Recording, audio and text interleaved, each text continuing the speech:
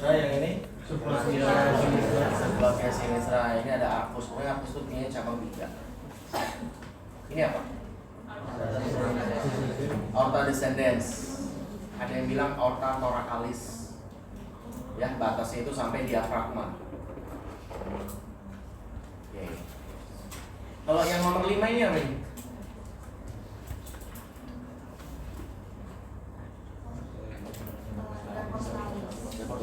Arteri intercostalis.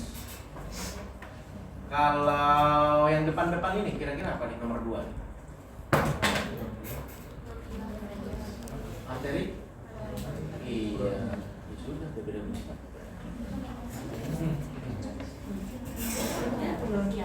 Arteri bronchialis. Arteri bronchialis itu buat mendarai apa? Paru-paru. Jadi paru-paru itu yang ngasih makanan bronchialisnya. Bronchialis itu berasal dari aorta. Sedangkan arteri pulmonalis itu tidak mendarai, tidak memberi makan. Dia cuma untuk ngambil oksigen untuk jaringan yang lain. Oke, sekarang aorta abdominalis. Kenapa aorta abdominalis? Ya, karena di abdomen dan di bawahnya diafragma. Nomor 1 ini apa? Udah ada tulisannya. Jadi di depan itu aorta abdominalis, di depan itu ada 3 cabang besar. 1 truncus coeliacus, 2 arteri mesenterica superior, 3 arteri mesenterica inferior.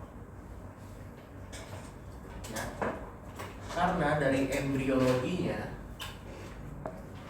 truncus coeliacus itu organ, arteri mesenterik superior itu untuk midgut, ya, arteri mesenterik inferior untuk hindgut.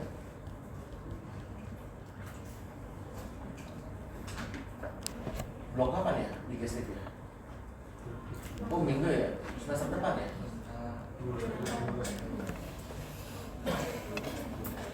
Oh, 2.2 semester ini berarti? Iya. Ya, nanti kita bicara tentang tractus digestivus, embriologinya. Ya. Tahu batas-batasnya nggak? Organ, midgut, hindgut belum ya? Belum, nanti. Terus aorta abdominalis punya 2 cabang besar, kanan kiri. Namanya arteri renalis.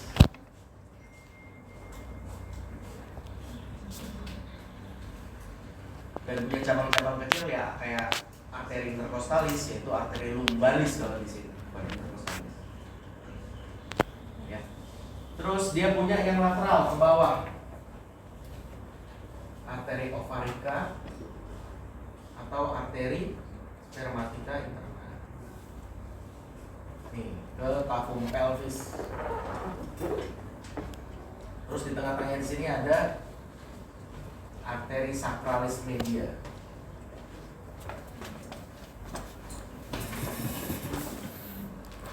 Nah, kalau ini gampang nih. Truncus coeliacus, mesenterik superior, mesenterik inferior, renalis kanan kiri. Di sini ovarica atau spermatica. Ya, kalau dikasih patokan, coeliacus itu T12, mesenterik superior L1, L2, yang 3. Jadi ya, kita ngomongin jalan besar dulu nih, yang keluar dari jantung, aorta, baru jalan-jalan kecil. Dari aorta abdominalis bercabang 2 jadi arteri iliaca communis. Iliaca communis nanti cabang 2, eksterna dan interna. Yang eksterna setelah melalui ligamentum inguinale namanya berubah menjadi arteri femoralis. Yang interna masuk ke pelvis, punya 10 cabang. Dulu kurang kerjaan saya hafalin semua. Cara ngapalinnya tahu nggak? Dia ke organ apa? Nah, caranya gitu. Berarti kalau ada arteri organ uterus dari uterina. Kalau ke radio anus jadi arteri. Jadi masuk aja.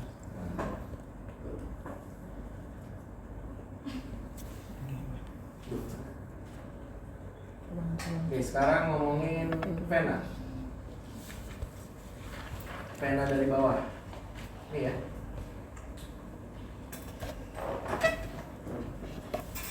Nih. Vena iliaca communis dextra, vena iliaca communis sinistra. Kalau ngomongin vena dari bawah ya. Dari atas ya. Nanti yang kecil-kecil sesuai dengan itu aja. Sesuai dengan yang mudah dipelajari kemarin. Dia menyatu menjadi vena cava inferior. Vena cava inferior ini nanti berlanjut kemana nih? Ke atrium dextra. Sebelum ke atrium dextra dia tempat bermuaranya vena yang banyak besar-besar, namanya vena hepatica. Di sini nggak ada tulisannya. Vena hepatica. Jadi sebelum dia bermuara, dia menerima darah dulu banyak dari hepar. Vena hepatica. Di sini hepar dihilangkan karena nanti ada namanya sistem porta. Jadi vena itu nggak segampang arteri, karena di situ ada sistem porta. Nanti kita sebutkan sistem porta itu apa. Ya, cuma sampai sini ya. Heparnya nggak ada. Kalau yang superior, vena cava superior, dia lebih mudah dia. Ini vena subclavia dextra, vena subclavia sinistra. Di sini vena innominata atau brachiocephaly. Ya, terus di toraks dia punya kekhususan karena ada sistem azygos dan hemiazygos. Sampai sini paham? Nah ya, sekarang limfatik. Limfatik saya pernah menyinggung. Yang semuanya dari bawah, kanan dan kiri akan bermuara ke cisterna chili. Kemudian ductus thoraxicus akan bermuara ke vena subclavia sinistra. Sedangkan yang kanan nggak ke ductus thoraxicus tapi ke vena subclavia kanan. Lihat ya, yang dari kanan nih, dari kepala semuanya masuk ke sini, dari lengan kanan masuk ke sini. Sedangkan yang kiri bergabung dengan yang dari bawah. Selalu ke sini. Ada yang tahu nggak limfatik itu buat apa sih? Kan ini sih aja lagi. Belum cairan. Saya nanti lagi terus toraksikus Cairan dari baru mana bermuara ke asalnya? subclavia kiri. Ini sekarang jadi ductus thoraxicus. Jadi sel-sel ini ya, kita kan ngomongin blok ini kan bagaimana cara si oksigen itu memberi makan sel ya, dengan cara oksigen lewat arteri vena. Sedangkan antar sel itu juga ada cairan Ini cuma interstisial, yang bawah. ada rongga interstisial. Nah, rongga interstisial itu yang akan dikolek atau dikumpulkan oleh limfatik. Ini dia. Ini arteriol, ini venule, yang ini kapiler. Nah, kapiler ini tempat pertukaran gas, oksigen dan CO2 untuk sel-sel. Nah, di mana cairan-cairan interstisial di antara sel-sel itu yang mengelola ya ini limfatik. Jadi isinya apa dia? Cairan interstisial. Cairan interstisial itu isinya apa? Albumin, protein.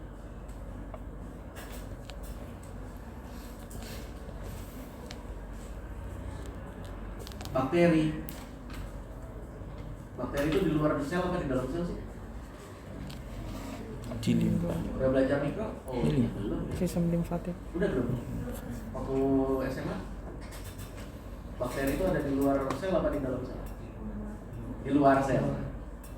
Sehingga kalau mau membunuh sel dengan sel-sel pertahanan tubuh kan ada proses namanya fagositosis ya, dimakan.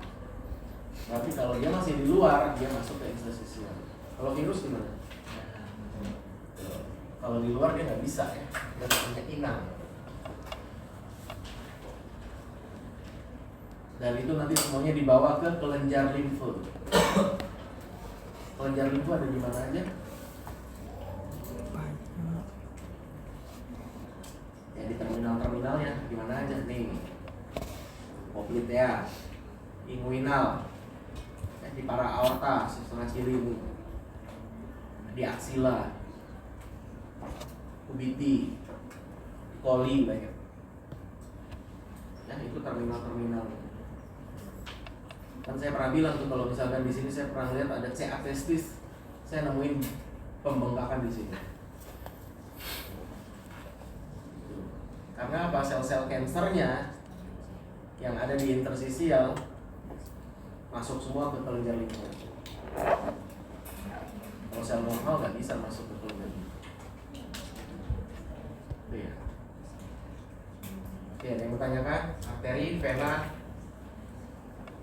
Tadi arteri sistemik, vena sistemik, dan limfatik. Kenapa saya kasih tahu sistemik? Karena ada nanti porta. Porta. Oke. Arteri sistemik. Sekarang kita ngomongin Vena sirkulasi pulmonal. Apa yang dimaksud sirkulasi pulmonal? Ya, sirkulasi yang berasal dari jantung kanan ke paru dan kembali ke jantung kiri. Kalau sirkulasi sistemik kebalikannya, dari jantung kiri seluruh tubuh masuk ke kanan, itu ya.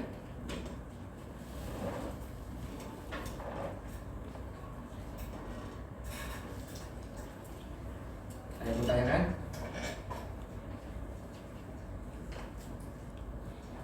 Ya ada, lanjut ya. Oke, ini agak susah nih. Sirkulasi fetus, udah belum ini? Belum ya? Fetus tuh janin. Janin tuh ada di mana? Rahim. Intrauterin, di dalam uterus. Dia napas nggak? Tidak. Parunya kepake nggak? Enggak. Gambarnya parunya kecil. Berarti si bayi ini dapat oksigen dari ibunya kan?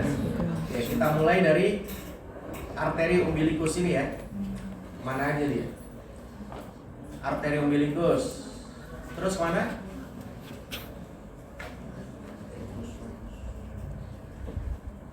Ya, ductus venosus. Kelihatan nggak yang belakang? Grace, kelihatan nggak Grace? Kelihatan tulisannya? Ini lebih kelihatan ya? Ya, sorry saya ulang. Berasal dari vena umbilikal. Vena umbilikalnya si ibu masuk ke vena hepatica, masuk ke ductus venosus. Ductus venosus bermuara ke vena cava inferior. Ini darah bersih atau darah kotor? Bersih. Merah nih. Berarti darah bersih ya. Pada saat masuk ke vena cava inferior, dia bergabung dengan vena-vena darah kotor dari bayinya, sehingga warnanya jadi ungu. Masuk ke vena cava inferior, masuk ke atrium kanan. Lihat nih. Normalnya kan dia masuk ke ventrikel kanan, kemudian masuk ke arteri pulmonal. Nih, yang warna biru. Dia kan normalnya masuk ke ventrikel kanan, kemudian ke arteri pulmonal, tapi dia cuma sebagian kecil ke paru-paru karena nggak ada pertukaran gas di sini. Sehingga dia masuknya ke, lihat kemana ini? Ductus arteriosus Bottomley. Tadi saya singgung kan? Ductus arteriosus kalau kebuka dari aorta ke arteri pulmonalis kan? Kalau janin kebalikannya, dari arteri pulmonalis ke aorta. Mana dokter? Oh, nyambungin sama aorta ya? Karena apa? Karena masuk ke paru susah, parunya nggak ngembang, masih padat, susah. Dia butuh jalan keluarnya lewat ductus arteriosus tadi, baru ke aorta. Kalau udah nutup namanya itu? Ya, itu yang ke ventrikel kanan. Sedangkan di sini tadi ada yang belum menutup lagi. Apa itu yang belum menutup? Foramen ovale. Ya, foramen ovalnya belum nutup. Jadi dari atrium kanan lanjut ke kiri langsung. Ke kiri langsung terus kemana? Ke ventrikel kiri.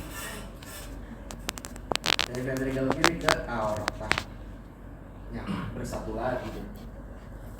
Jadi di sini ada persimpangan. Ada namanya shunting intrakardiak. Jadi ada dua nih. Ini dari atrium kanan, ada yang ke ventrikel kanan. Ya, jadi ada shunting. Atrium kanan. Shunting Ada ventrikel intrakardiak kanan, itu ada foramen atrium oval. kiri. Shunting ekstrakardiak ductus arteriosus. Oke, ada yang belum jelas atau mau diulang? Itu bukan arteri umbilikalis, tapi vena umbilikalis. Kan menuju jantungnya bayi. Ini kan arteri umbilikalis yang Vena. ini vena yang merah Kan, ini vena. iya kan kembali ke jantung.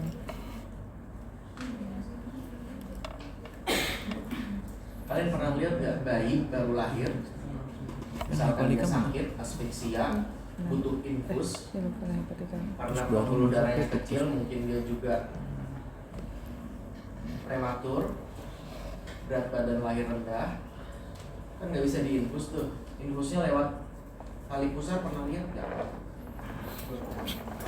Di situ ada pembuluh itu tali pusar. Mas, jadi tali pusarnya itu ada lubangnya kan, habis dipotong kan ada lubang tuh, masuk di situ kateter, sehingga infusnya dari situ. Berat sisi kateter itu masuknya kemana? Coba kalau kalian lihat dari sini, vena umbilical terus ke betul. Dia masuk ke ductus venosus, masuk ke vena cava inferior, nggak mentok. Kalau kita nggak ada kan lubangnya, karena udah nutup semua. Apa aja yang nutup? Ductus venosus, vena umbilicalis nutup. Ya, kan udah dipotong dari ibu nih, tali pusarnya dipotong, jadi nutup vena umbilical sama ductus venosus. Ini apa ini? Arteri. Terus pelan. Oh, arteri. Kebalik. Oh, ini biru. Kan di bayi. Ini Iya. Nah, yang tanya Dari sekarang saya vena. tanya. Gimana? Apa yang terjadi pada si bayi pada saat dia lahir? Kan pasti disuruh nangis ya. Pukul-pukul pantatnya kan, bersihkan, pukul-pukul. Pada saat dia nangis, paru-paru itu ngembang. Pada saat ngembang, apa yang terjadi? Pada saat ngembang apa yang terjadi?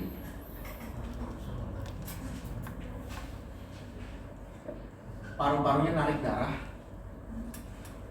Ya, paru-parunya narik darah. Sehingga yang dari arteri pulmonalis masuk semua ke paru-paru, tidak ada lagi darah yang masuk ke ductus arteriosus.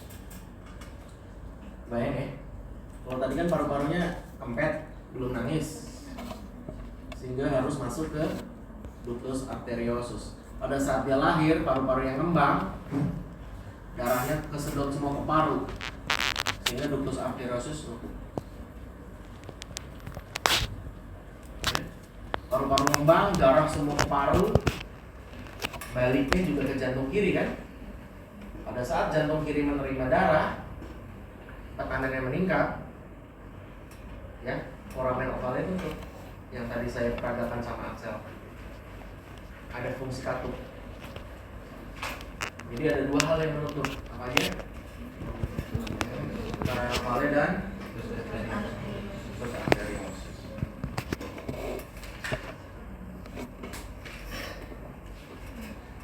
Jangan lupa ductus venosus juga sama vena umbilicus juga.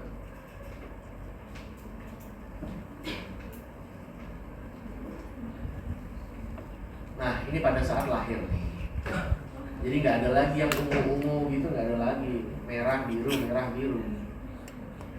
Yang ini nutup nih vena umbilical. Jadi apa nih vena umbilical? Vena umbilical. Ligamen Ligamen teres. Ada di perut itu ada.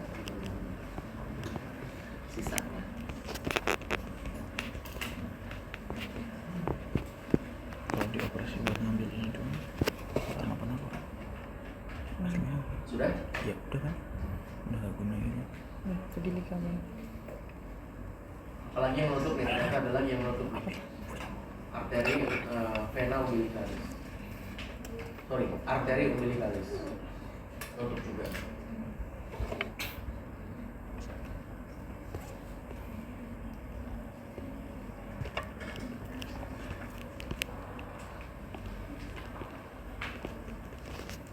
Lanjut ya. Sekarang sirkulasi porta. Apa itu sirkulasi porta? Sirkulasi porta itu sirkulasi balik ke jantung yang membawa nutrisi-nutrisi dari traktus gastrointestinal. Porta. Dari mana aja itu? Ya dari usus halus, dari usus besar,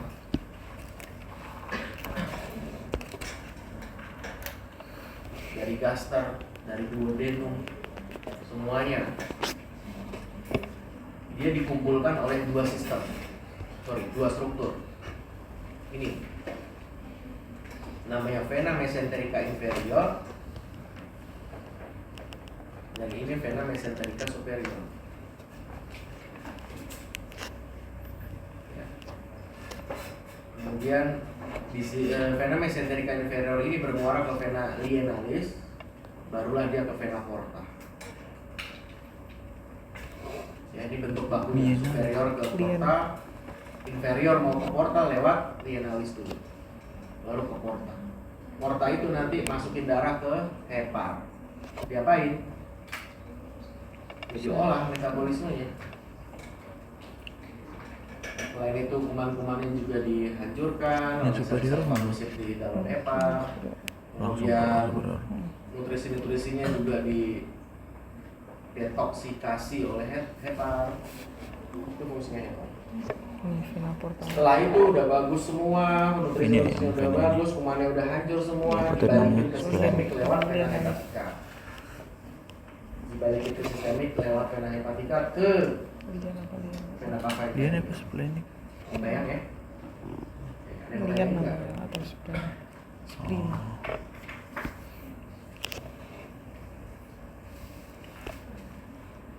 Itu kan benda kan? Betul.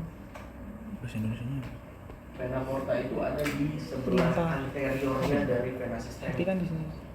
Kalau vena sistemik tadi di belakang dekat-dekat tulang, kalau ini dekat-dekat usus. Vena porta di depan, vena sistemik di belakang. Ada nggak hubungan antara vena porta dengan sistemik tanpa lewat hepar? Kan kalau ini kan vena porta mau ke sistemik harus lewat hepar dulu, karena fungsinya hepar tadi ya itu, ya mengolah nutrisi dan membunuh kuman, bakteri. Ternyata ada namanya anastomosis portosistemik. Ada di mana aja itu? Ada di sini juga.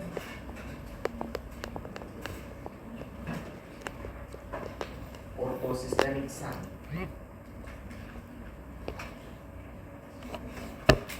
Baca nggak dari belakang?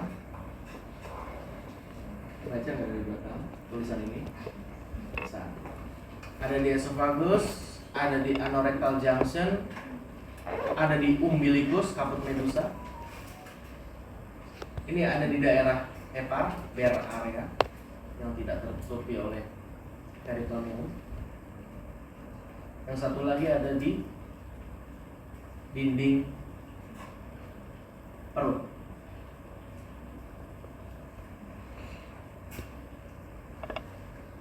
Kenapa sih perlu kita pelajari ini? Karena ada manifestasi kliniknya. Kalian tahu sirosis hepatis? Tahu nggak sirosis hepatis? Pernah dengar nggak? Biasanya pada pasien apa? Hepatitis. Peminum alkohol, ya? Peminum alkohol. Sirosis hepatis itu kayak gimana bentuk? Parah ya?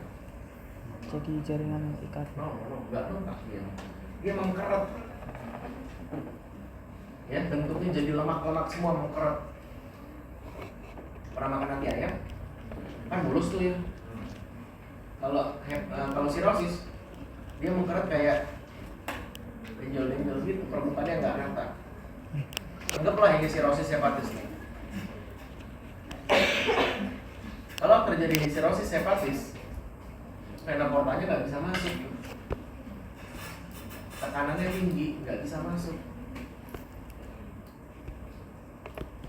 karena heparnya rusak, sehingga tekanan tinggi akan diteruskan ke portal sistemik anastomosis ini. Jadi apa? Nah ini dia jadi apanya. Kalau di perut ada anastomosis jadi kaput medusa. Coba nanti kalian searching kaput medusa. Jadi pembuluh darah vena di bawah kulit di sekitar umbilikus itu melebar jadi kayak ular kepalanya medusa. Terus ada varises esophagus. Jadi daerah esophagus ya kalau diteropong gitu venanya itu besar-besar. Yang satu lagi ada teori hemoroid. Hemoroidnya membesar. Ya. Nih, varises anorectal junction yaitu hemoroid.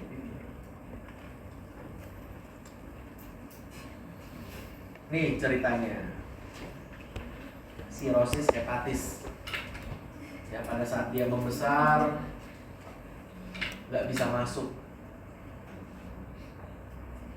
Ya, ada bagian-bagian yang nekrosis nggak bisa masuk. Akhirnya portosistemiksannya meningkat tekanannya. Pernah lihat ini enggak? Apa ini nanti? Ini pasien apa ini? Klinisnya apa nih namanya? Cairan di dalam vakum peritoneum. Ada tulisannya belum? Cari.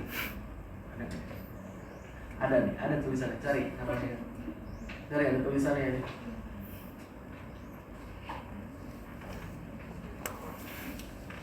Biasanya buat orang-orang kurus kurang gizi nggak sih? Nggak tahu. Nih. Apa namanya?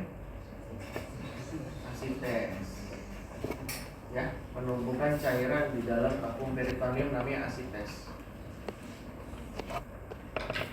Di sini nanti kelihatan nih. Tekanannya tinggi. Ya, nggak bisa masuk dia. Central vein compressed and obstructed by fibrosis, reduce venous outflow. Jadi nggak bisa masuk, akhirnya dia ngerembes. Peningkatan pembentukan limfe, cairan limfe keluar lewat merembes lewat hepar, jadinya numpuk. Asites bentuknya kayak gini. Dari pemeriksaan fisik, udah belum pemeriksaan fisik abdomen? Belum ya? Ya. Nanti ada undulasi. Undulasi kan? Kalau diisi air, taruh di sini. Terus kalian pegang tangan kiri. Kalian ketuk aja. Di sini nanti kerabat. Itu namanya undulasi. Ya, kalau ada nanti pasien ketemu ada pasien perutnya besar, kalian pegang dua-duanya, kerabat, ketuk. Isinya air. Nanti di sini kerasa gelombangnya ketukan kalian. Itu namanya undulasi.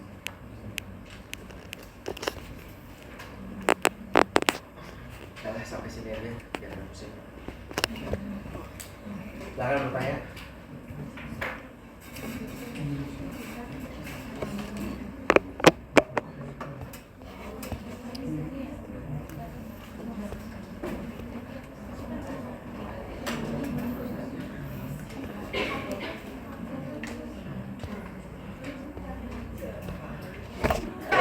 Cowok.